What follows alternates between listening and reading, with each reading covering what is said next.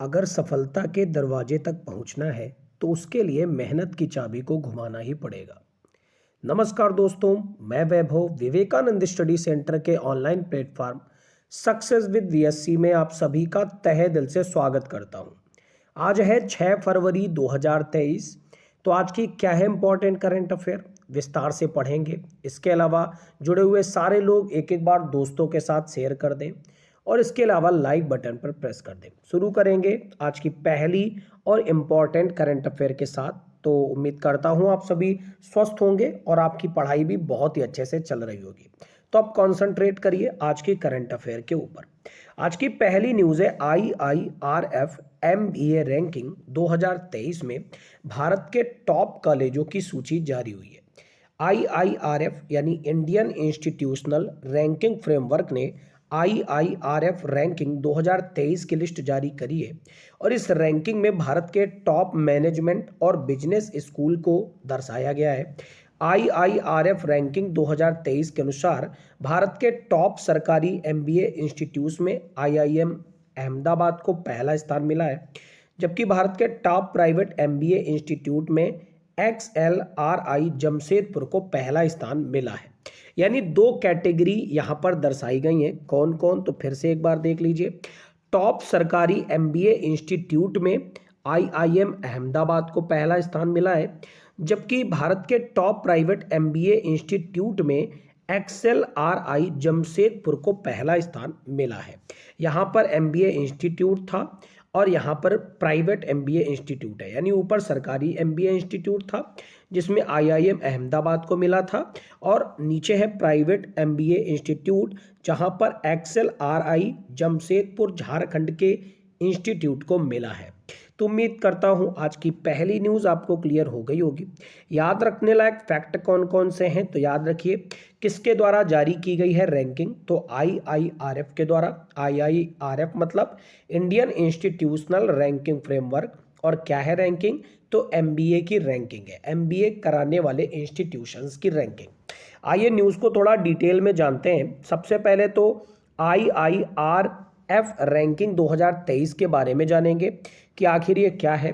तो शीर्ष 3 स्थान सार्वजनिक संस्थानों द्वारा इसमें प्राप्त किया गया है, जबकि निजी संस्थानों में Mittal school of business of lovely professional university Jalandhar पिछले साल के 84 स्थान से बढ़कर 2023 में 41वें नंबर पर आ गया है, जबकि Myra school of business Mysore ऊपर आ गया है 60 रैंक से और 2023 में 30th प्लेस पर रहा है। ठीक है गाइस, अब बात करेंगे भारत के टॉप 5 सरकारी बिजनेस स्कूल कौन कौन से रहे हैं।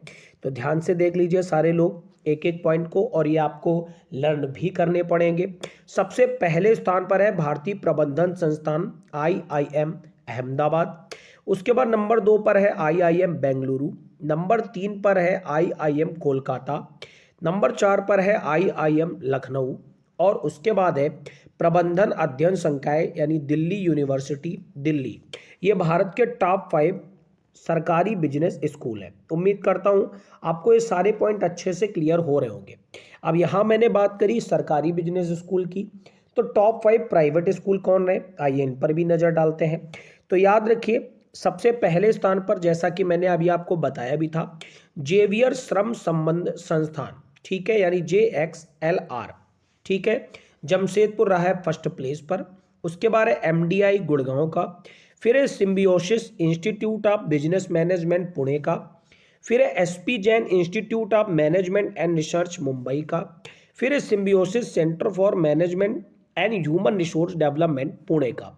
तो याद रखिए इस रैंकिंग में प्राइवेट बिजनेस स्कूलों में जमशेदपुर का टॉप पर रहा है, सेकेंड पर गुड़गांव का है, और बात के तीनों महाराष्ट्र के हैं, जिसमें से 2 पुणे के हैं और 1 मुंबई का है। अब बात आती है सर किस एग्जाम के लिए न्यूज़ जरूरी है, तो याद रखिए ये सारी की सारी न्यूज़ बैंक के एग्जाम देने वाले बच्चों के लिए बहुत ही ज़्यादा इंपॉर्टेंट है। ऐसा नहीं है कि अन्य एग्जाम में न्यूज़ नहीं आएगी, बिल्कुल आएगी, लेकिन बिजनेस इकोनॉमी से जुड़े हुए जितने भी एग्जाम्स होते हैं उनके लिए न्यूज़ बहुत ही ज़्यादा इंपॉर्टेंट है। ठीक है गाइज, ये मानते हुए कि आज की पहली न्यूज़ आपको अच्छे से क्लियर हो गई होगी। अब यहाँ पर रैंकिंग एंड इंडेक्सेस से रिलेटेड न्यूज़ है। तो क्या आप जानते हैं HDI रैंकिंग यानी ह्यूमन डेवलपमेंट इंडेक्स किसके द्वारा जारी करी जाती है। इसके अलावा वर्ल्ड हैप्पीनेस रिपोर्ट किसके द्वारा जारी की जाती है। अगर आप नहीं जानते हैं ना, तो आप जाइए मेरे वीडियोस में, मैंने सक्सेस सीरीज़ के नाम से अपने चैनल पर प्लेलिस्ट बनाई हुई है, जिसका लिंक मैंने वीडियो के डिस्क्रिप्शन में दिया हुआ है। वहाँ से जाकर के मेरा एक वीडियो देखिए आप पर, जहाँ पर मैंने सारे के सारे रैंकिंग इंडेसेस संगठन किसके द्वारा जारी किए जाते हैं मैंने डिस्कस किए हैं। तो जाकर के उस वीडियो को आप जरूर देखिए और फिर वापस आकर के ये बताइए कि एचडीआई रैंकिंग और वर्ल्ड हैप्पीनेस रिपोर्ट इन दोनों को किस संगठन द्वारा जारी किया जाता है। ये मानते हुए कि आज की पहली न्यूज़ अब आपको प्रॉपर तरीके से क्लियर हो गई होगी, बढ़ते हैं अब आज की अगली इंपॉर्टेंट न्यूज़ की तरफ। आज की अगली न्यूज़ है इम्पॉर्टेंट व्यक्ति के निधन से, और ये इम्पॉर्टेंट व्यक्ति हैं परवेज मुशर्रफ। पाकिस्तान के पूर्व राष्ट्रपति परवेज मुशर्रफ का निधन हो गया है। तो पाकिस्तान के पूर्व राष्ट्रपति और बहुत ही चर्चित व्यक्ति रह चुके हैं परवेज मुशर्रफ। 79 साल के थे और काफ़ी लंबे समय से बीमारी से गुजर रहे थे और दुबई के अस्पताल में इनका निधन हो गया है। याद रखिएगा, मुशर्रफ को पिछले साल 10 जून को संयुक्त अरब अमीरात के अस्पताल में भर्ती कराया गया था, लेकिन धीरे धीरे उनकी हालत और भी ज़्यादा खराब होती गई है। और पिछली साल ऐसी अफवाह भी उड़ी थी कि पिछले साल ही उनकी डेथ हो गई थी, लेकिन ये गलत था। अब जाकर के फाइनली उनकी डेथ हुई है। तो याद रखिएगा, पाकिस्तान के पूर्व राष्ट्रपति हैं परवेज मुशर्रफ, जिनका निधन हुआ है कल। अब इम्पॉर्टेंट फैक्ट के अंदर बात करते हैं परवेज मुशर्रफ से। तो मुशर्रफ साहब कोई अच्छे व्यक्ति नहीं थे, बहुत ही गलत लोगों में बेशुमार थे। इन पर राजद्रोह का आरोप भी लग चुका था। 1999 से लेकर 2008 तक पाकिस्तान पर शासन किया था इन्होंने। 78 वर्षीय जनरल मुशर्रफ पर उच्च राजद्रोह का आरोप लगाया गया था और 2019 में संविधान को निलंबित करने के लिए मौत की सजा भी दी गई थी। यानी आप समझ सकते हैं कि कितने ज़्यादा गलत लोगों में वो बेशुमार थे। ठीक है, बाद में उनकी मौत को सजा को निलंबित भी कर दिया गया था। 2020 में लाहौर उच्च न्यायालय ने मुशर्रफ के खिलाफ नवाज शरीफ सरकार द्वारा की गई सभी कार्यवाहियों को असंवैधानिक घोषित कर दिया था, जिसमें उच्च राजद्रोह के आरोप पर शिकायत दर्ज करना और एक विशेष अदालत के गठन के साथ साथ इसकी कार्यवाही भी शामिल थी। तो याद रखिएगा, इस पूर्व राष्ट्रपति पाकिस्तान के परवेज मुशर्रफ का निधन हो गया है। पाकिस्तान की बात करें तो भारत का पड़ोसी देश है और कितने किलोमीटर की सीमा साझा करता है, क्या आप जानते हैं? अगर आप जानते हैं तो कमेंट कॉलम में बताते जाइए। इसके अलावा आपको पता है पाकिस्तान के वर्तमान में राष्ट्रपति कौन है? अगर आप जानते हैं तो कमेंट कॉलम में आंसर करिए। इसके अलावा बात करें तो पाकिस्तान का लाहौर बहुत ही अच्छे शहरों में पहले जाना जाता था। भारत में जितनी भी बैंकें लगाई जाती थी वो लाहौर में ही लगाई जाती थी। आपको याद होगा एक बैंक का नाम पंजाब नेशनल बैंक सबसे पहले लाहौर में ही लगाई गई थी, लेकिन बंटवारे के बाद ये हमारे देश में आ गई थी, न्यू दिल्ली में वर्तमान में इसका हेडक्वार्टर है। ठीक है गाइस, तो उम्मीद करता हूँ ये न्यूज़ भी आपको क्लियर हो गई होगी। इंपॉर्टेंट न्यूज़ है, इंपॉर्टेंट व्यक्ति से जुड़ी हुई, तो याद रखिएगा। बढ़ते हैं फिलहाल आज की अगली न्यूज़ की तरफ। अगली न्यूज़ है हमारे देश के पर्यटन मंत्रालय से। क्या है न्यूज़? तो पर्यटन मंत्री जी किशन रेड्डी ने एक पहल शुरू करी है, विजिट इंडिया ईयर 2023 पहल। तो पर्यटन मंत्री जी किशन रेड्डी ने विजिट इंडिया ईयर 2023 पहल की शुरुआत करी है और नई दिल्ली में इसके लोगो का अनावरण भी किया है। पर्यटन मंत्री जी किशन रेड्डी ने देश में पर्यटन को बढ़ावा देने के लिए योजनाओं और गतिविधियों के वर्ष की शुरुआत करी है। तो याद रखिएगा गाइस, केवल इतना ही कि विजिट इंडिया ईयर 2023 पहल को शुरू किया गया है भारत देश के अंतर्गत। किसके द्वारा? पर्यटन मंत्रालय के द्वारा। कौन है? जी किशन रेड्डी। अब मैं आपसे कुछ क्वेश्चंस पूछता हूं, क्या आप जानते हैं खेल मंत्री वर्तमान में कौन है? चलिए मैं ही बताता हूं, यह है अनुराग ठाकुर। इसके अलावा क्या आप जानते हैं वित्त मंत्री कौन है? निर्मला सीतारमण है। ये तो आपके लिए बहुत ही ज़्यादा इंपॉर्टेंट रहेंगी, क्योंकि अभी अभी 1 फरवरी को इन्होंने बजट भी पेश किया है। अच्छा ये बताइए, हमारे देश का किस नंबर का बजट था इस बार? सोच रहे हो ना आप? चलो मैं ही बताता हूँ। अगर आज़ादी के 75 साल पूरे हुए हैं तो 75 साल में ही बजट पेश किया हो गया है ना? तो 75वां बजट इस साल पेश किया गया है। तो चलिए कमेंट कॉलम में आप ये बताइए कि इस बार बजट में टैक्स की स्लैब्स क्या क्या रही है, यानी कितने लाख रुपए पर टैक्स पड़ेगा, कितने लाख रुपए तक नो टैक्स। मैंने आपको पढ़ाया हुआ है, ठीक है? जिसने भी नहीं देखा है ना मेरा वीडियो, जाकर के 2 तारीख वाला वीडियो देखे करंट अफेयर का, वहां पर मैंने बजट के एक एक क्वेश्चन को डिस्कस किया है। ठीक है गाइस, तो ये मानते हुए आपको ये न्यूज़ भी क्लियर हो गई होगी। बढ़ते हैं आज की अगली न्यूज़ की तरफ। अगली न्यूज़ है MEITY। अब ये MEITY क्या है? तो इलेक्ट्रॉनिक्स और सूचना प्रौद्योगिकी मंत्रालय से न्यूज़ है। उसके सचिव ने किया है G20 साइबर सुरक्षा अभ्यास और ड्रिल का उद्घाटन। तो इलेक्ट्रॉनिक्स एवं सूचना प्रौद्योगिकी मंत्रालय के सचिव अलकेश कुमार शर्मा ने भारत की G20 अध्यक्षता के तहत 400 से अधिक घरेलू और अंतर्राष्ट्रीय प्रतिभागियों के लिए G20 साइबर सुरक्षा अभ्यास और ड्रिल का उद्घाटन किया है। अब यहाँ पर हम कुछ और फैक्ट पढ़ेंगे, सर्ट इन के बारे में पढ़ेंगे। ये क्या है? तो CERT इन यानी Indian computer emergency response team ने हाइब्रिड मोड में साइबर सुरक्षा अभ्यास और ड्रिल का आयोजन किया है, जहां 12 से अधिक देशों के अंतर्राष्ट्रीय प्रतिभागी इसमें शामिल हुए हैं। तो आपको याद क्या क्या रखना है? सबसे पहले तो आपको यही याद रखना है कि किसके द्वारा इसको शुरू किया गया है। तो MEITY यानी इलेक्ट्रॉनिक्स और सूचना प्रौद्योगिकी मंत्रालय के द्वारा इसको शुरू किया गया है G20 साइबर सुरक्षा अभ्यास और ड्रिल को। और किसने इसमें योगदान दिया है? तो Indian computer emergency response team यानी CERT इन ने इसमें भाग लिया है। तो ये मानते हुए कि आपको न्यूज़ क्लियर हो गई होगी, तो ये बताइए ऊर्जा मंत्रालय वर्तमान में किस केंद्रीय मंत्री के पास है? कमेंट कॉलम में आंसर करिए। इसके अलावा एक क्वेश्चन का आंसर और दीजिए। एनर्जी इफिशियंसी लिमिटेड यानी EEFL, ठीक है, इसके वर्तमान में ब्रांड एम्बेसडर भारत में कौन है? बढ़ते अगली न्यूज़ की तरफ। अगली न्यूज़ है ओडिशा के VK पांडियन को FIH प्रेसिडेंट अवार्ड 2023 से सम्मानित किया गया है। तो आपको पता है अभी अभी हॉकी का वर्ल्ड कप खत्म हुआ है, हमारे देश भारत में हुआ था। कहाँ पर हुआ था? तो ओडिशा के अंदर। और बड़ा ही इस बार दुखद हुआ भारत के साथ। भारत की रैंकिंग पहली बार इतनी ज़्यादा खराब रही है हॉकी के अंदर, 9वें स्थान पर हॉकी रही है। और इससे रिलेटेड आपको एक मैं न्यूज़ और बताता हूँ, आप अपने नोटबुक में नोट कर लीजिएगा। FIH हॉकी वर्ल्ड कप हारने के तुरंत बाद ही भारतीय हॉकी टीम के जो कोच हैं ग्राहम रीड, जो कि ऑस्ट्रेलिया से बिलोंग करते हैं, इन्होंने इस्तीफा भी दे दिया है। तुरंत नोटबुक पे इसको नोट करिए, ठीक है। ग्राहम रीड इनका नाम है। इन्होंने हॉकी कोच के पद से इस्तीफा दे दिया है, क्योंकि आप देख रहे हो हॉकी हमारे देश में हुआ वर्ल्ड कप और हमारा देश ही इतनी बुरी तरीके से हार गया, 9वें स्थान पर रहा, जिसके बाद से काफ़ी ज़्यादा सैड होकर ग्राहम रीड हमारे हॉकी टीम के कोच ने इस्तीफा दे दिया है। इस पॉइंट को भी याद रखिएगा, क्योंकि हो सकता है आपके आने वाले एग्जाम में पूछ दिया जाए कि ग्राहम रीड जो कि भारतीय हॉकी टीम के कोच थे किस एक देश से थे? तो ऑस्ट्रेलिया से। ठीक है गाइस, तो अब याद रखिए उड़ीसा के ये हैं VK पांडियन, जिनको FIH प्रेसिडेंट अवार्ड 2023 से सम्मानित किया गया है। तो FIH ओडिशा हॉकी पुरुष विश्व कप 2023 जो कि भुवनेश्वर राउरकेला के फाइनल में FIH के अध्यक्ष तैयब इकराम ने हॉकी में सराहनीय योगदान के लिए उड़ीसा के मुख्यमंत्री के सचिव VK पांडियन को FIH राष्ट्रपति पुरस्कार प्रदान किया है। FIH अध्यक्ष ने शानदार हॉकी विश्व कप की मेजबानी में VK पांडियन के साथ साथ CM नवीन पटनायक द्वारा निभाई गई महत्वपूर्ण भूमिकाओं पर प्रकाश डाला और उसके बाद इनको सम्मानित किया है। तो याद रखिएगा कौन है ये? तो वहां के मुख्यमंत्री, ओडिशा के मुख्यमंत्री नवीन पटनायक के सचिव हैं VK पांडियन। इनको FIH के अध्यक्ष, जिनका नाम क्या है, तैयब इकराम, इनके द्वारा सम्मानित किया गया है। तो पूरी न्यूज़ आपको क्लियर हो गई होगी। ये मानते हुए हम बढ़ेंगे आज की अगली न्यूज़ की तरफ। अगली न्यूज़ है अडानी ग्रुप से।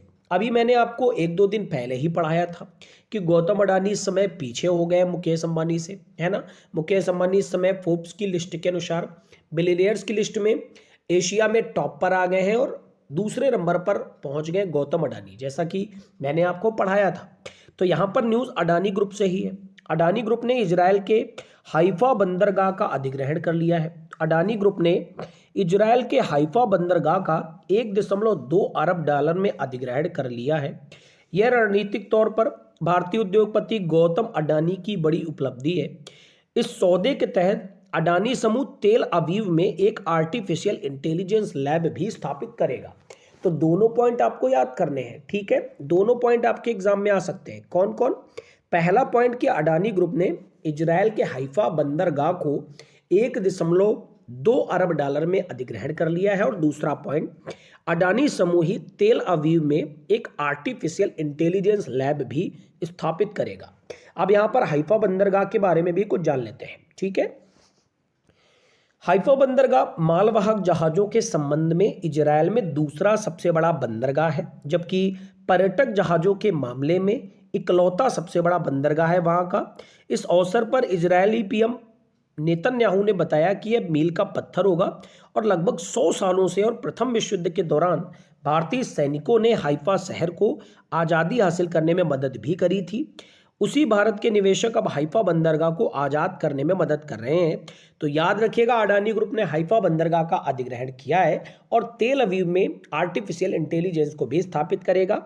तो न्यूज़ बहुत ज़्यादा इंपॉर्टेंट है आपके लिए गाइस, ओके। तो उम्मीद करता हूं आज की ये न्यूज़ आपको अच्छे से क्लियर हो गई होगी।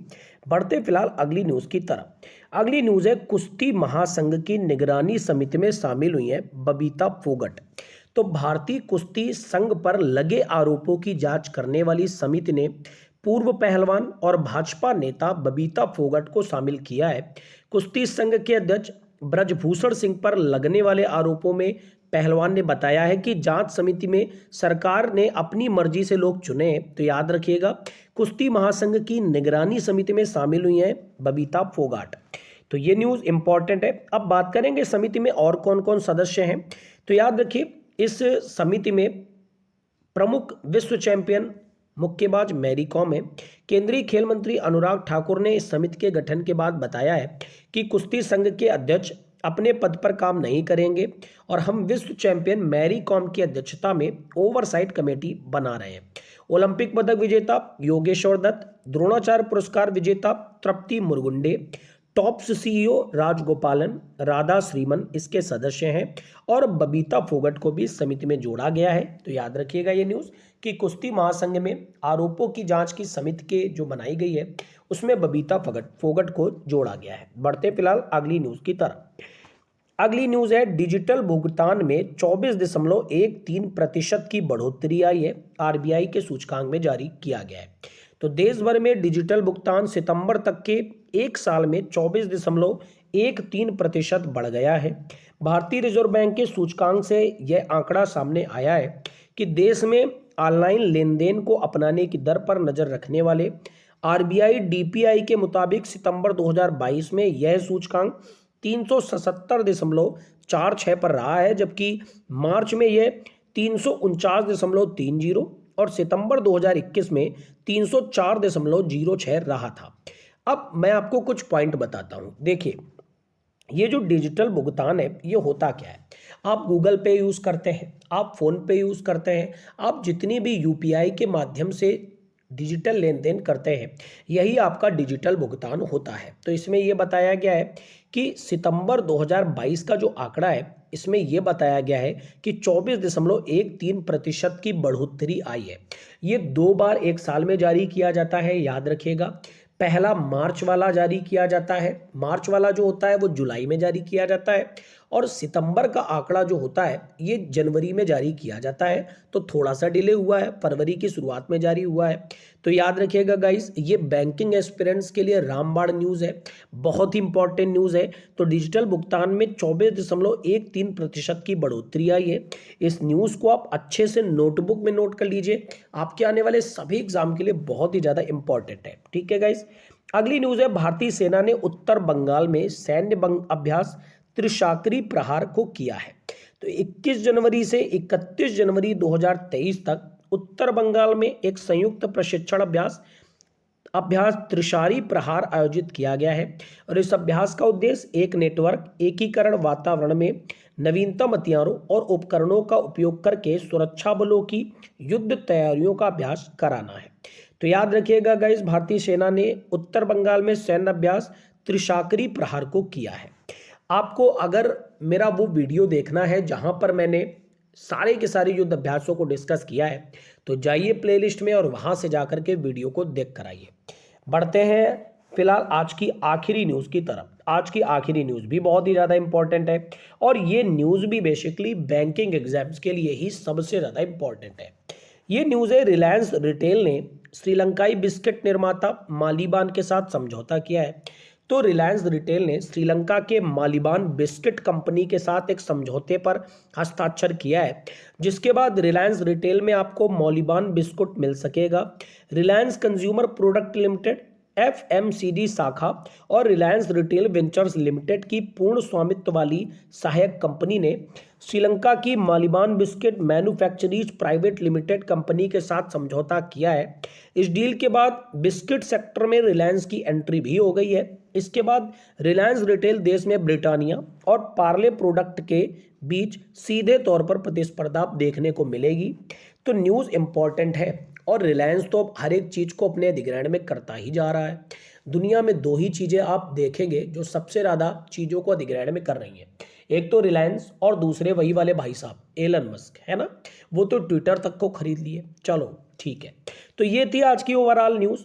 आपको क्लास कैसी लगी? मैं सारी की सारी इंपॉर्टेंट न्यूज़ को ही डिस्कस करता हूँ, बेवजह की न्यूज़ में टाइम वेस्ट नहीं करता हूँ। तो उम्मीद करता हूँ आपको क्लास पसंद आती होगी। अगर आपको क्लास पसंद आती है, क्लास में आप थोड़ा भी सीख पाते हैं, तो आप दोस्तों के साथ शेयर जरूर किया करें। ठीक है गाइस, वीडियो में पहली बार जुड़ रहे हो तो लाइक बटन पर प्रेस करके चैनल को सब्सक्राइब करना मत भूलना। आपका दिन मंगलमय हो। Thank you everyone, God bless you all.